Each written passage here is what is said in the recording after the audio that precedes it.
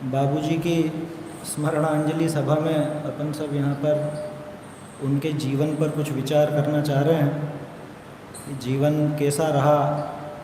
ये यहाँ इस सभा में बताने की तो मुझे ज़रूरत नहीं है ना कि बाबूजी कौन थे, कैसे थे, उनका परिचय देने की मुझे आवश्यकता नहीं है। मुझे तो बात करनी है कि बाबूजी ने हमको क्या दिया, उनका प्रदेय क्या है। हालांकि उसका भी यहाँ कोई औचित्य नहीं बनता, क्योंकि ये तो वो सभा है जहाँ पे अभी भी बाबूजी नज़र आते हैं। यहाँ किसी भी कोने में देखो तो ऐसा लगता है कि अभी बाबूजी यहाँ से कुछ बोल खड़े होंगे। मेरा तो इस जगह पे आना बहुत कम हुआ, लेकिन मुझे आज भी स्मरण है 21 साल पहले सन 2003 में आपके यहाँ शिविर लगा था। सन 2003 में, उस टाइम मैं फर्स्ट ईयर में पढ़ता था। फर्स्ट ईयर में नहीं, वरिष्ठ के बाद ही आया था शायद। और उसी टाइम पर ये चैतन्य वाटिका का विमोचन हुआ था, भाई साहब भी थे उसमें। तो हम सब लोग नए नए 17-18 साल के 17 साल के रहे होंगे। तब यहाँ पे बाबूजी से पहली बार रूबरू मिलना हुआ था। वो मेरा पहला परिचय था बाबूजी से। ये मंदिर में भी तभी आया, और वो पास में जो धर्मशाला थी वहाँ पर वो शिविर का आयोजन हुआ था, कक्षाएं भी लगी थी। फिर हम अपने अपनी जगह पर जाकर के हमने कक्षाएं ली थी। उस समय भी बाबूजी ने काफ़ी प्रेरणा दी थी, और जैसा वात्सल्य और जैसा उन्होंने प्रेम दिखाया था वो वास्तव में सामान्य नहीं होता है। विद्वत्ता आने के बाद तो किसी की कैसी भावभूमि हो जाती है, अपने आप को कुछ दूसरे ही लेवल पर समझने लग जाते हैं। वो चीज़ बाबूजी में तो थी नहीं। खैर, मुझे इन सब बातों पे बात नहीं करनी है। मैं तो उन्होंने क्या दिया इस पर अपने को विचार करना है ना। समय क्योंकि ज़्यादा नहीं है अपने पास, तो कुछ विशेष बातें मैं आपके सामने रखना चाहूँगा। अपन बाबूजी का मतलब किसी भी एक व्यक्ति का क्या प्रदेय हो सकता है जीवन में, वो क्या क्या दे सकता है, इस पर थोड़ा सा विचार करें। भाई, घर वालों की तरफ से बात करें तो घर वालों को प्रेम दे सकता है, संस्कार दे सकता है ना। वो सब अपने देखते ही हैं, भाई साहब वगैरह सभी मौजूद हैं यहाँ पर। आपके जीवन में नज़र ही आता है कि बाबूजी ने तो अपनी तरफ से पूरे संस्कार वगैरह सभी यहाँ पर दिए हैं। आप सभा को भी, पूरी सभा को भी ऐसा ही दिया है। वो भी इतना विशेष नहीं है, क्योंकि वो तो हर व्यक्ति देने का प्रयास करता है। एक व्यक्ति का प्रदेय वास्तव में तभी गिना जाए, और उसे ही गिना जाए जो कि उसके जाने के बाद भी बरसों बरस, युगों युगों तक लोगों का पथ प्रशस्त करता रहे। वो वास्तव में प्रदेय है, क्योंकि बाकी चीज़ें तो सब खत्म हो जाने वाली हैं। उन्होंने आपको जो कुछ भी दिया, इस सभा को, उनके परिवार को जो कुछ भी दिया, वो सब आपके साथ चला जाएगा, वो ज़्यादा रहने वाला नहीं। लेकिन बाकी सब लोगों को कितना क्या मिला है, वो अपने को यहाँ पर विचार करना चाहिए। तो बाबूजी को जिस रूप में अपन जानते हैं, तो बाबूजी का मुख्य रूप से एक तो बाबूजी के जो व्याख्यान हैं वो उनकी एक बहुत बड़ी थाती है, बहुत बड़ी उनकी विरासत है जो उन्होंने हमको दी। दूसरी बाबूजी का साहित्य, उनका साहित्य, और तीसरा कहें कि उनके विचार। तो विचार तो साहित्य और उनके व्याख्यानों से ही उपलब्ध हैं। व्याख्यान भी अपने को दो तरह से मिलते हैं बाबूजी के। एक तो सीधे किसी विषय के ऊपर प्रवचन, और दूसरे तत्व चर्चाएं। और ये आप सब अच्छे से जानते हैं कि बाबूजी की तत्व चर्चाएं कितनी गहन गंभीर हुआ करती थी, और व्यक्ति के हिसाब से उसमें गहराई उतनी ही होती थी। सामने वाला कैसा है, उस हिसाब से बाबूजी के अंदर से वो बातें सब निकलने लगती। मुझे ध्यान है कितनी बार बाबूजी से जैसे बाद में भी मिलना हुआ तो खांसी वगैरह की समस्या रहती, कभी बोलने में नहीं आता, बहुत तकलीफ़ होती, तो कि अभी स्वास्थ्य ठीक नहीं है, ऐसा करके वो बातचीत कम करना चाहते थे। लेकिन जहाँ तत्व की बात निकली, एक ने भी कोई तत्व की बात या अध्यात्म की बात छेड़ी, तो फिर वो खांसी पता नहीं कहाँ गायब हो जाती थी। 1-1.5 घंटा वो कंटिन्यू बोलते हैं। एक चर्चा में तो बोलना पड़ा कि अभी आप आराम कीजिए बाबूजी, अभी बहुत देर हो गई, अब आप आराम कीजिए, ऐसा बोलना पड़ा। ये तो सब स्मरण है, खैर है ना, सब अपने अपने संस्मरण सबके पास हैं। बेलिहाज थे बाबूजी, कोई परवाह नहीं करते थे, है ना। परवाह नहीं करते इसका मतलब किसी को बुरा समझते या उसको नीचा दिखाते, ऐसा नहीं। लेकिन उनको जो बिल्कुल ठीक लगता था वो सामने खुल करके कहते थे, और वात्सल्य भी उतना ही रखते थे। भले अभी थोड़ी देर पहले डांटा फटकारा हो, लेकिन उसके बाद वो प्रेम से भोजन वहीं पे करा के भेजेंगे, उसके बिना नहीं भेजेंगे। ये बाबूजी की विशेषताएं थी। तो प्रवचन उनके सब उपलब्ध हैं, है ना। अब तो यूट्यूब पर भी उपलब्ध हैं, और दूसरे सब साधन भी हैं, पहले से भी काफ़ी उपलब्ध हैं। साहित्य उनका बहुत कम प्रकाशित है, अब हो रहा है धीरे धीरे, होना भी चाहिए। मुझे दो चीज़ों के मामले में बहुत शिकायत रहती है, मतलब सभी से ही रहती है, वो किसी व्यक्ति विशेष से तो क्या कहें, सबसे ही। बाबूजी का सही मूल्यांकन और बाबूजी से जितना हमको ले लेना चाहिए था वो हम लोग वास्तव में ले नहीं पाए। आज अपन देखो, हम जैसे जरा जरा से छोटे छोटे से इन सब की सब चीज़ें रिकॉर्ड हैं, सब चीज़ें उपलब्ध हैं, बाबूजी की ये सब क्यों नहीं, और व्यवस्थित क्यों नहीं। और सब आप देखोगे दूसरे विद्वानों की और जो भी सब संस्थाएं हैं, उनमें हर एक की, छोटे से छोटा हो या बड़े से बड़ा हो, सबका सब कुछ उपलब्ध है, लेकिन बाबूजी के सब व्याख्यान अपने पास उपलब्ध नहीं।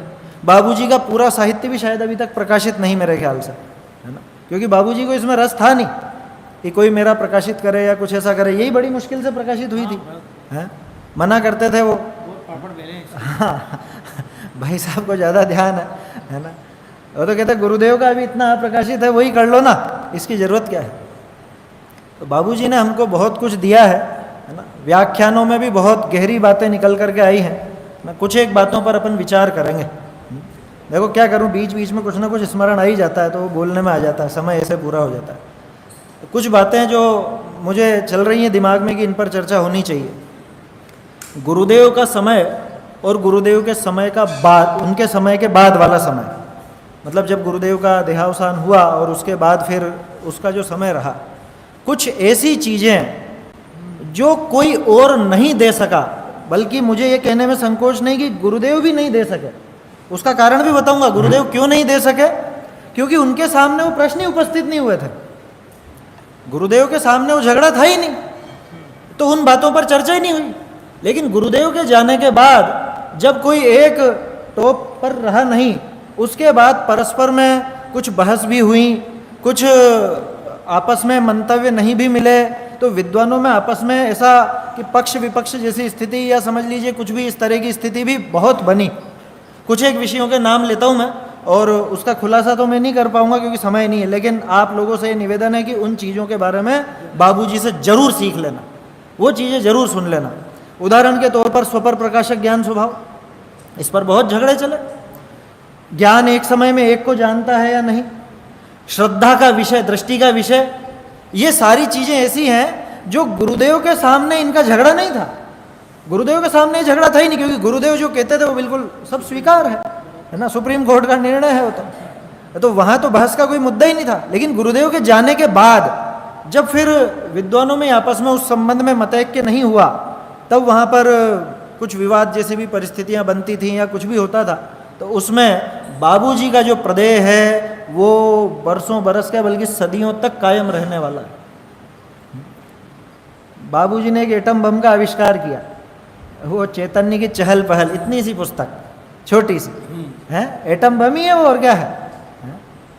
जैसे अब एटम बम की जो तकनीक है वो सबसे छोटे अणु को लेकर के चलती है। एटम बम छोटा नहीं होता, वो तो टनों में होता है। बहुत से लोग ये सोचते हैं एटम बम भी छोटा ही होता होगा, वो एटम बम तो बहुत बड़ा होता है, लेकिन उसकी जो तकनीक है वो परमाणु की है। ठीक ऐसे ही बाबूजी ने वैसी तकनीक, चैतन्य की चहल पहल, वो जो पुस्तक थी, सबसे पहले मेरे ख्याल से वही प्रकाशित हुई थी। उसके पहले बाबूजी का कोई लेख प्रकाशित नहीं था। लेख तो अलग से थोड़े बहुत होंगे, लेकिन पुस्तकाकार तो नहीं था। उसमें स्वपर प्रकाशक ज्ञान स्वभाव, दृष्टि का विषय है, और जो अपना ज्ञान का एक स्वभाव है, और वो भी कैसे पिरोया बाबूजी ने, है गुरुदेव के स्मरण के रूप में, गुरुदेव को एक श्रद्धांजलि के रूप में उन्होंने वो लेख लिखा था। शायद उनके जन्मदिन पे लिखा था, है ना, हाँ, सन 87वीं जन्म जयंती पर उस समय लिखा गया वो लेख, पूज्य गुरुदेव श्री का जीवन दर्शन। वो 1-2 पेज में जीवन दर्शन करके, और बाद में तो हम सब का जीवन दर्शन, हम सब का जीवन दर्शन उसके अंदर उन्होंने दे दिया कि मेरा क्या स्वभाव है, ये ज्ञान स्वभाव कैसा है, जानता कैसा है, और उसमें कैसे अन्य का प्रवेश होता है या नहीं। बाबूजी की एक विशेषता और मुझे नज़र आती है व्याख्यानों में। बाबूजी कई बार किसी विषय को लेकर के बोल रहे हों, कोई गाथा को लेकर के, तो वो गाथा पढ़ेंगे तक नहीं, या उसके जो लेख हैं वो, मतलब जो लिखा हुआ है वो नहीं पढ़ेंगे, और वो समझाते जाएंगे। आप सोचोगे कि गाथा तो कुछ आई नहीं, लेकिन जब पूरा व्याख्यान या पूरा वो विषय कंप्लीट होगा तो आपको उस गाथा का पूरा भाव हृदय में बैठ चुका हो। ये मैंने खुद ने अनुभव किया है। गाथा 1 से 5 या गाथा 6, उसमें जरूरी नहीं कि बाबूजी उन्हीं शब्दों का प्रयोग करें। उन शब्दों का प्रयोग किए बिना कैसे उस विषय को सामने वाले के हृदय में बिठाया जाए, ऐसी गजब की कला बाबूजी के पास थी। वो बिठा देते थे उनके व्याख्यानों के माध्यम से। गाथा 15 के व्याख्यान सुन लो, चाहे आप वो अरंत देव और उनकी वीतरागता, वो असल में प्रवचन सार गाथा 80 है। उसमें पूरा आपको 80वीं गाथा बोलते हुए या वो ऐसे नजर नहीं आएंगे, लेकिन जब आप वो पूरा सुनना खत्म करोगे तो आपको मालूम पड़ेगा कि ये तो पूरा समझ में आ गया हमको, ये गाथा 80 तो स्पष्ट हो गई उसके अंदर। ये बात मुझे अभी क्यों ध्यान आई, ये इसलिए ध्यान आई, वो जो लेख हैं बाबूजी के जिसमें ज्ञान स्वभाव ज्ञेय स्वभाव वाला वर्णन किया है ना, ज्ञान स्वभाव का वर्णन किया है। समय सार जी में कर्ता कर्म अधिकार के अंदर 76, 77, 78 गाथा जो है अपने, वहाँ पर प्राप्य विकार और निर्वर्त की चर्चा आती है ना। वो किस विषय में आती है? वो कर्ता कर्म संबंध को सिद्ध करने में आती है। बाबूजी ने बिना उन शब्दों का प्रयोग किए वो का वही ज्ञान ज्ञेय संबंध में स्थापित किया। वो लेखा पढ़िए, गौर से पढ़ेंगे तो मालूम पड़ेगा कि अरे ये तो बिल्कुल वही निकाल दिया बाबूजी ने। कि ज्ञान किसी अन्य द्रव्य को जानता ही नहीं है। क्यों? क्योंकि ये बताओ, ज्ञान ने इस खंबे को जानने के लिए खंबे से क्या लिया, खंबे से क्या निकल करके यहां पर आ गया, या खंबा क्या उस रूप परिणमित हो गया, या खंबे से वो ज्ञान पैदा हुआ है क्या? ये प्राप्य विकार निर्वर्त जो कर्ता कर्म में घटित होते हैं, बाबूजी ने उसको ज्ञान ज्ञेय में घटित करके ये सिद्ध कर दिया कि ज्ञान और ज्ञेय का परस्पर ऐसा संबंध नहीं है कि ये अन्य को जाने, बल्कि ज्ञान तो ज्ञान ही को जानता है। वो ऐसा सिद्ध किया बाबूजी ने।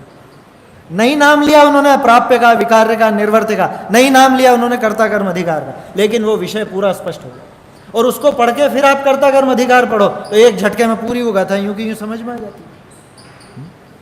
गाथा 144 सुन लो उनकी, 320 सुन लो, मतलब क्या कहूँ मैं, अभी आधे घंटे में तो क्या बताऊंगा, समय कम पड़ जाए। लेकिन बाबूजी के वो मतलब उसको अपन अच्छे से पढ़ें समझें तो खूब माल है। बल्कि मुझे तो ऐसा लगता है कि जैसे कुंदाचार्य थे और अमृत चंद्राचार्य थे, अमृत चंद्राचार्य नहीं होते तो कुंदाचार्य का जो हार्द था, उनके हृदय में स्थित भाव थे, वो निकल के नहीं आ सकते थे। ऐसे ही गुरुदेव और बाबूजी, गुरुदेव के तत्व का सार अगर किसी ने वास्तव में निकाल के दिया, बाबूजी ने। ये मैं कोई बाबूजी की स्मरण सभा इसलिए बोल रहा हूं, ऐसा नहीं है। ये तो आप हमसे कभी भी सुन सकते हो, कभी भी, आए दिन, मतलब एक दिन ऐसा नहीं जाता जब बाबूजी की कोई बात ना होती हो, कोई पंक्ति याद नहीं आती हो, या कोई उनके संबंध में चर्चा नहीं होती। बाबूजी का जब वियोग हुआ तब जाहिर सी बात है दुख तो होता ही है, लेकिन वियोग के पहले और उनके वियोग के बाद कोई ऐसा बहुत विशेष अंतर हमको लगा नहीं। क्यों? ये पहले भी हमारे पास वो चीज़ें थी जो बाबूजी ने दी हैं, उन्हीं का अभ्यास चलता था, और बाबूजी के बाद भी वही अभ्यास निरंतर चलता रहता है। क्योंकि हम सबको तो ये प्रण कर लेना चाहिए कि बाबूजी का पढ़े बिना सुने बिना तो कोई अपना क्या कहें अभ्यास ही पूरा ना हो। और भी ऐसी बहुत सी चीज़ें हैं, बाबूजी क्या बताते बताते क्या बताने लग जाते, विषय से विषयांतर नहीं होते थे। बहुत से सोचेंगे कि ये शायद विषय से विषयांतर होने की कह रहा हूँ, अरे वो हर चीज में शुद्धात्म तत्व को फिट कर देते थे, हर चीज में। मैंने कहा ना अभी बाबूजी ने हमको क्या दिया, कोई क्या दे सकता है किसी को। प्रश्न तो ये होना चाहिए कि हम क्या ले सकते हैं उनसे, हमने क्या लिया आज तक उनसे, है? अरे व्यापार करने की कला तक भी बाबूजी ने बताई है, बाबूजी ने व्यापार करना सिखाया। अरे धनादि संयोग पुण्य के उदय जन्य सामान है, इनके निष्पादन में चेतन का न तनिक एहसान है। एक अथक श्रम करता लेकिन भूखा सोता रात है, और मोतियों के करंड में होता कहीं प्रभात है। किसका काम है ये? विधि का यही विधान, न श्रम का इसमें नाम निशान भी। ये बाबूजी ने सिखाया कि इसमें व्यापार कहाँ है। अरे आ तो गया, तुम व्यापार में जो टेंशन लेते हो कि आज इतनी कमाई हुई आज इतनी नहीं हुई, ये तेरा काम ही नहीं है, ये छोड़ देना। क्रमबद्ध पर्याय किसको कहते हैं अपन? क्रम में तो मतलब वो पंक्तियां गजब की हैं भाई साहब। क्रमबद्ध पर्याय के बारे में अपन ये चर्चा करते हैं। जैसे कार्तिक अनुप्रेक्षा की गाथा है, जम जस्य जम्मी देसे जीण विहाणे जम्मी कालम में, उसी का अनुवाद भाई साहब ने बहुत सुंदर किया, अभय जी भाई साहब ने। जब जिसका जिसमें जिस थल में जिस विधि से होना जो कार्य, तब उसका उसमें उस थल में उस विधि से होता वह कार्य। जन्म मरण हो या सुख दुख हो अथवा हो संयोग वियोग, जैसे जाने हैं जिन वर ने वैसे ही सब होने। ये क्रमबद्ध पर्याय है, लेकिन क्रमबद्ध पर्याय का सार ये नहीं है। मुझे ये बताओ कि जब जहाँ जैसा होना है तब वहाँ वैसा होता है, इतनी हल्की है क्या क्रमबद्ध पर्याय? इतनी हल्की है? ये तो ट्रक वाला भी लिखवा देता है पीछे, इस समय के पहले भाग्य से ज़्यादा आपको कुछ नहीं मिलेगा। फिल्मों में गाने आ जाते हैं, जब जब जो जो होना है तब तब वो होता है, ऐसे ऐसे करके भी कुछ बोल आ जाते हैं। ये क्रमबद्ध पर्याय का सार ये है क्या? क्रमबद्ध पर्याय का सार बाबूजी ने दिया, होणो सो दुनिया में होसी थारे काई ना होवे। क्या? जब जहां जिसका जैसा जो कुछ भी होना है, लेकिन वो तुझमें नहीं होना है। ये क्रमबद्ध पर्याय का सार है। एक लाइन ऐसी आई है बाबूजी की इसमें कि जो होना है सो निश्चित है, ही तो सत्य है। हाँ। इससे बजनी बात ये है कि कुछ होता ही नहीं है। वो यही तो है। और ये पंक्ति जो मैंने अभी बोली काई में लिखी, ये लिखी गुरुदेव धोखो दे गया रे भाया रामलाल में। क्या वो लिख रहे हैं गुरुदेव के चले जाने पर, लेकिन क्या लिख रहे हैं? होणो सो दुनिया में होसी थारे काई ना होवे। क्रमबद्ध पर्याय का सार उसमें दे दिया। मैंने कहा था ना अभी कि क्या बताते बताते क्या बताने लग जाते हैं बाबूजी। तो विषयांतर नहीं, वो उसके गहरे तक जाते हैं, बिल्कुल गहरे तक, है ना। आखिर तक वो बिल्कुल उसके क्या कहें अपन, अंतस्थल में क्या भरा हुआ वो निकाल करके बाबूजी अपने को देते हैं। मुझे तो विचार था कोई एक आध कविता लेकर के उसकी चर्चा करते हैं, लेकिन समय की अपनी मर्यादाएं हैं। तो ऐसे थे गजब के, है ना। और भी बहुत सी चीज़ें हैं, वो उनकी कविताएं आप पढ़ो, कविता भी उनका ज़बरदस्त प्रदेय है। आप लोग उसका अभ्यास करते हैं या नहीं करते मुझे पता नहीं, लेकिन निरंतर करना चाहिए। तो कहने को कविताएं हैं, वो सब कुंद कुंद आचार्य देव, अमृत चंद्राचार्य देव के सब श्लोकों का, गाथाओं का सब सार उन्होंने भर दिया उनमें, एक एक कविता में। गजब की कविता, गजब की, क्या क्या लिखा है। वस्तु व्यवस्था उसमें बता दी। अभी जैसे अपन ने वो देखी थी, आओ भाई तुम्हें सुना है गाथा आत्म ज्ञान की, वो उस 16-17 छंदों के अंदर पूरी वस्तु व्यवस्था आ गई। कर्ता कर्म का संबंध आ गया, ये जीव क्या गड़बड़ करता और कर्म कैसे बंधता है ये आ गया। अध्यात्म की बात आ गई, पुण्य पाप का क्या मतलब, पूरे जिनवाणी का सार उसके अंदर भर दिया उन्होंने। मुझे तो व्यक्तिगत रूप से जो कविता प्रिय लगती है वो साधक की विश्व को चुनौती। मानो बाबूजी ने खुद का जीवन सामने निकाल के रख दिया, क्या खुद का जीवन। और एक साधक के जीवन में, चूंकि अपने को भी साधक ही बनना और साधक ही हैं, तो अपने जीवन में कैसी कैसी दुर्दशाएं हो सकती हैं बाहरी रूप से, लेकिन उसमें क्या दृढ़ता हमको कायम रखनी चाहिए, या अध्यात्म का जोर कितना रहता है, ये बाबूजी की उस कविता में दिखता है। अभी कुछ पंक्तियां अपन लेंगे, तो बाबूजी के ये प्रदेय हैं ये सब। व्याख्यानों में और क्या कहते थे ये आप सब ज़्यादा जानते हैं, है ना। सभाएं कैसी भी हों, पंच कल्याणक की सभा में ही, भरी सभा में गलती करने वाले की वो सामने ही बता देते थे कि भैया ये नहीं होना चाहिए, और सारा सब निर्देश करने के बाद भी कह देते ये करेंगे तो सही, मुझे मालूम है छोड़ने वाले थोड़े ना है इतना। हाँ, मैं भी कहने से रुकूंगा नहीं। क्या क्या गजब व्यक्तित्व थे। कौन कौन इतना बेगरज बेलिहाज, तो जैन दर्शन को ही बेलिहाज दर्शन कहा करते थे। और ऐसे ही बाबूजी स्वयं भी बेलिहाज थे, किसी का लिहाज नहीं था उनको। होंगे कोई कैसे भी होंगे, भले सेठ हों चाहे कैसे भी हों, लेकिन वात्सल्य पूरा, उसमें कोई द्वेष की भावना या दूसरे को नीचा दिखाने वाली बात तो होती ही नहीं थी। लेकिन धर्म के नाम पर, सिद्धांत के नाम पर उस पर कुछ भी बर्दाश्त नहीं होता था। ब्रह्मचर्य की कितनी अद्भुत महिमा, कितनी अद्भुत गरिमा उन्होंने अपने को बताई है। आज वर्तमान समय में देखो, बाबूजी की वो पंक्तियाँ बोल के लूँ तो ज़्यादा मज़ा आएगा, मेरा मन तो बहुत कुछ लेने का था। उसी में जो पूज्य गुरुदेव वाली बातें थी, पूज्य गुरुदेव के प्रति भाया रामलाल वाला लिखा था, उसमें 2-4 पंक्तियाँ मुझे दिखी। उसमें कसो जमानो छोरे भाया, धर्म धस्यो धरती में, पुण्य पाप में मर्या मनखड़ा, काल पड़े पर्थी में। है ये बाबूजी का विजन, उनकी दूरदर्शिता। उनको उस जमाने में भी नजर आता था कि वर्तमान में क्या चल रहा है, और भविष्य का भी उन्होंने लिख दिया। ऊंधी ऊंधी बातां चाले, आंधा सबसू आगे। हैं अभी देख लो आप, कहने की जरूरत नहीं, मुझे उदाहरण देने की जरूरत नहीं क्या हो रहा है दुनिया में। ऊंधी ऊंधी बाता चाले और आंधा सबसू आगे। ये नेतृत्व कौन कर रहा है? कि जिसकी आंखें खुद की फूटी हुई हैं वो नेतृत्व कर रहा है समाज का। अमृत की बोलियां आतम सी अरे आर सी लागे। या भाई साहब इसमें थोड़ी सी मिसप्रिंट है, वो और की जगह आर है, वहां पर आर ही जैसी लगती है। अरे आर सी लागे, अमृत की बोला, आत्मा की बात तो है ऐसी लगे जैसे किसी और की बात चल। ये चल रहा है निरंतर, अभी चल रहा है, समाज में चल रहा है। ब्रह्मचर्य की बात में कह रहा था, ब्रह्मचर्य की महिमा बाबूजी से सुनो आप उनके व्याख्यानों में। आज ब्रह्मचारी बच्चे पैदा करने का उपदेश दे रहे हैं कि अपनी जनसंख्या बढ़ाओ, हैं? ये ब्रह्मचर्य लेकर के, और क्या कहूं, हैं?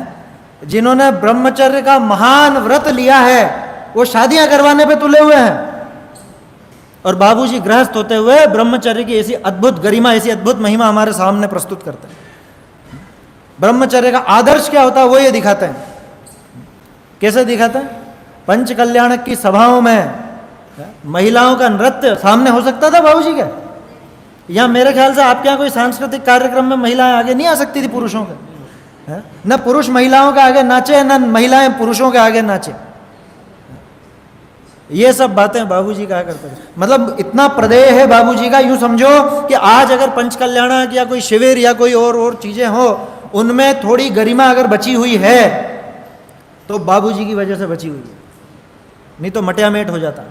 जैसे मुनि दशा में भी आज अगर थोड़ा सा कुछ बचा हुआ है तो गुरु अष्टपाहुड़ की वजह से बचा हुआ है, कुंद कुंद आचार्य देव का अष्टपाहुड़, उसकी वजह से थोड़ी बहुत शर्म बाकी है अभी, तो थोड़ा कुछ ठीक ठाक नजर आ रहा, कहाँ दिख रहा है तो भी थोड़ा बहुत। तो ऐसे ही समझ लेना हमारे जो पंचकल्याणक शिविर या कोई और कार्यक्रम है उनमें अगर थोड़ी मर्यादाएं बची हुई हैं तो बाबूजी का बहुत बड़ा योगदान है, उसमें बहुत बड़ा योगदान है। हम लोगों ने तो ऐसे प्रयोग किए थे, कहीं बड़े पंचकल्याणक होते हैं ना, तो भाई साहब को तो ध्यान है, तो पंचकल्याणक के पहले बाबूजी के सारे पंचकल्याणक की पूरी सीरीज चला दी थी हमने, और 2.5 द्वीप के पहले चला दी थी। और कोई हमारे मित्र वगैरह कुछ आयोजन करते तो उनको पहले बाबूजी की क्लिपिंग भेज देते हम कि पहले ये चलवा लेना, वहाँ ये सुन लेना है। जिसमें बाबूजी ने दिल्ली वालों को खुल के कहा था क्या कि बिठा के खिला सको उतने ही लोगों को बुलाना, पूरी दुनिया को बुलाने का न्योता देने की जरूरत नहीं है। ये सब आप लोगों ने सुना है, मैं आपको और क्या बताऊं, मैं तो थोड़ा बहुत याद दिला रहा हूं, कुछ आया समझ में। मेरा क्या उसमें बाबूजी कहीं सब कुछ बाबूजी का। देखो समय मेरे पास ज़्यादा नहीं है, मैं तो कुछ पंक्तियां जो विशेष मुझे अच्छी लगती हैं वो आपको सुनाता हूँ। सारी गजब की हैं, क्या छोड़ें और क्या लें। शुरुआत की जो कविता है ओ चिन्मय, अब कहने को यूँ लगता है भाई साहब के लिए लिखी हो जैसे कुछ भाई साहब के लिए नहीं, वो हम सब के लिए लिखी हो, तो है ना। मेरे एक मित्र ने ऐसा कह दिया था कि उनके बेटे का नाम चिन्मय है ना, मैंने कि हाँ, तो उनके लिए लिखी गया है, मैंने कि उनके लिए नहीं लिखी, ये तो सबको, जैसे गुरुदेव सबको पर्याय दृष्टि से नहीं देखते, द्रव्य दृष्टि से देखते थे, ऐसे ही वो सबको चिन्मय देखते थे। संबोधन है, सबको ही वो चिन्मय देखते थे, तो सबको अपने बेटे जैसा ही देखा उन्होंने, सच में देखा। क्या कहें, कितनी महिमा गाएं। उसमें गजब गजब की पंक्तियां हैं। प्रलय सृष्टि से पार शांत एकांत विजन में, अरे देह में ही विदेह चिन्मय अमि घट रे। क्या गजब लाइनें हैं, ये भेद विज्ञान जगाने वाली पंक्तियां हैं। कोई मरता हो ना तो ये सुनाना, क्या ये सुनाना उसको। कोई मरने वाला कहते ना साहब क्या हुआ, कोई मर रहा है उसको सुनाने जाओ, थोड़ा सा संबोधन दे के आ जाओ। लोग बाग जाते हैं नमोकार सुनाए जाते हैं, या ज़्यादा से ज़्यादा समाधि मरण के पाठ सुनाए आएंगे, कि वो गाने वाली चीज़ें मत सुनाओ। ये भी है तो गाने वाली, लेकिन कुछ ऐसी सुनाओ जिस पर विचार चले, निरंतर विचार चले। बाबूजी का तो एक वो लेख भी है समय सार जी में पीछे छपा हुआ, व्याधि के क्षणों में ज्ञानी का चिंतन। क्या क्या दिया है बाबूजी ने, क्या क्या दिया है। एक एक लाइन है, एक एक लाइन ऐसी गजब की। और देखो मेरी व्यक्तिगत रूप से तो मुझे सबसे ज़्यादा पसंद है साधक की विश्व को चुनौती है। मेरी अक्षय सत्ता है रे, मैं हूं अमरपुरी का वासी, सुधा सिंधु मेरा जीवन है, नहीं मृत्यु का मैं प्रत्याशी। मुक्ति उक्ति मुझे नहीं चाहिए, मुक्ति को मैं चाहिए तो वो आ जावे मेरे पास। क्या ये मुक्ति मेरे में से निकलने वाली ऐसी अनंत पर्याय है मुक्ति की। मैं केवल ज्ञान के पीछे नहीं भागूंगा। बाबूजी ने सिखाया। मुमुक्षु किसको कहते हैं? सामान्य परिभाषा आती है जो मोक्ष का इच्छुक हो वो मुमुक्षु। बाबूजी ने सिखाया जिसे मोक्ष भी नहीं चाहिए वो मुमुक्षु। मोक्ष भी नहीं चाहिए, मोक्ष नहीं चाहिए यूं नहीं कह रहा हूं, मोक्ष भी नहीं चाहिए। क्यों?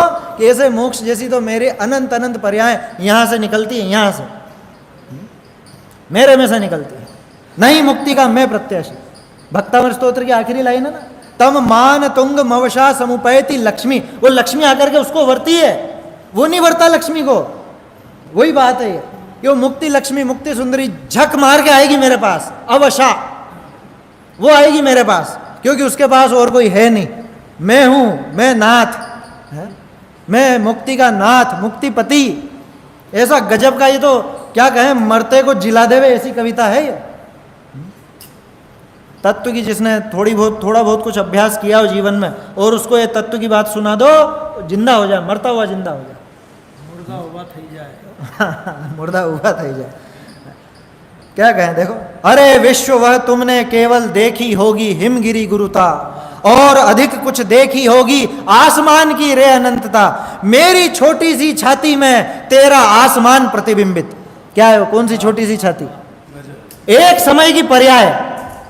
ये तू जो पूरे तीन लोग, इतना अलोकाकाश, लोकाकाश और ये अनंतानंत है, ये सब अनंतानंद मेरी एक समय की पर्याय में सब शामिल हो जाते हैं। मेरी छोटी सी छाती में तेरा वो अनंतानंत है आसमान प्रतिबिंबित। तोल तोल कर मुझे थक चुके अतः खड़े हुए हिमगिरी लज्जित। ये 10 किलोमीटर ऊंचा एवरेस्ट खड़ा है ना, ये शर्म के मारे खड़ा हुआ है, बैठ नहीं सकता। क्यों? कि इसने इससे ऊंचा मुझे देखा है। ये बाबूजी के व्याख्यानों में बात। क्या कहूं, देखो कितनी कितनी चीजें हैं। गजब है गजब।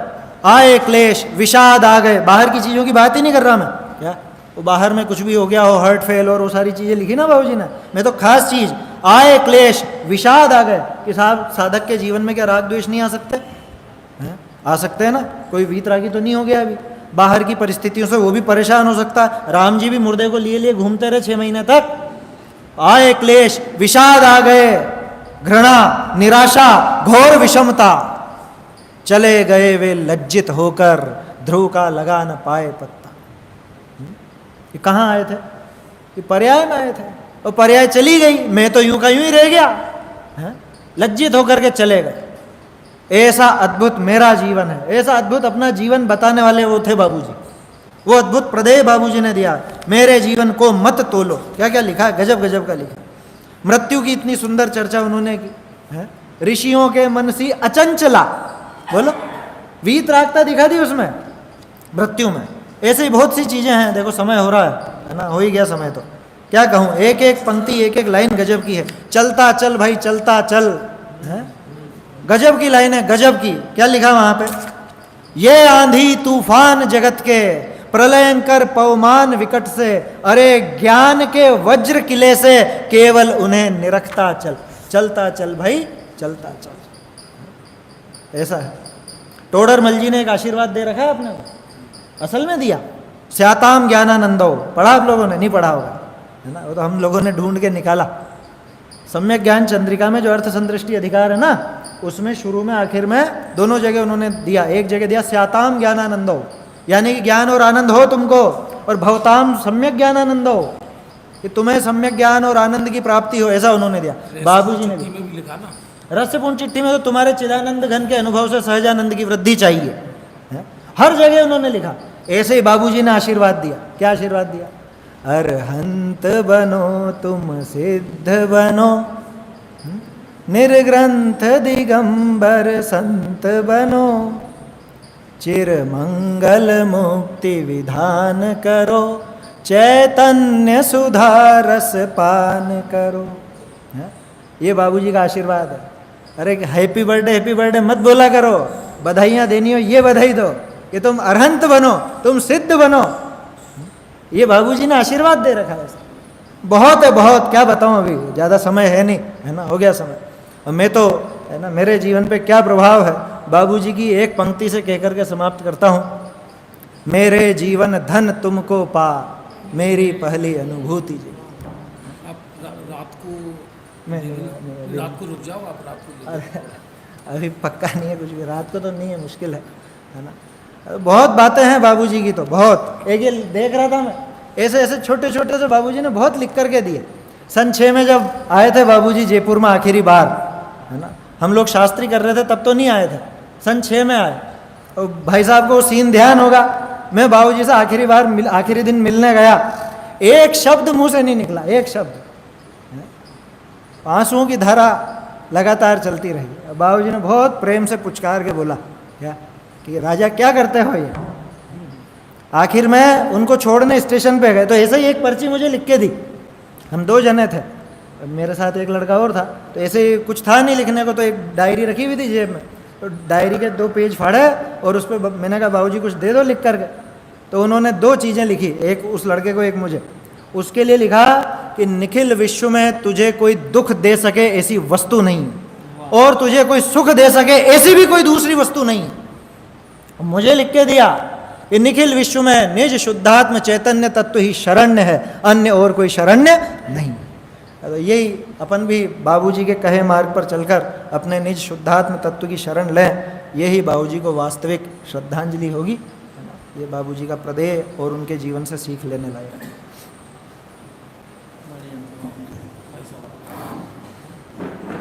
बहुत ही अनछुए पहलुओं को विक्रांत जी ने यहाँ पर सबके सामने रखा। उन्होंने अपने जीवन में गुरु बाबूजी को उतारा हुआ है, दिया हुआ है, और कितना उनका अध्ययन रहा है। बाबूजी की एक एक रचनाओं को और काव्य रचनाओं को, लेखों को और प्रवचनों को कितना वो ध्यान से हृदय में करते हैं। आपके पिताजी भी दिन भर केवल मात्र बाबूजी के प्रवचन सुनते हैं।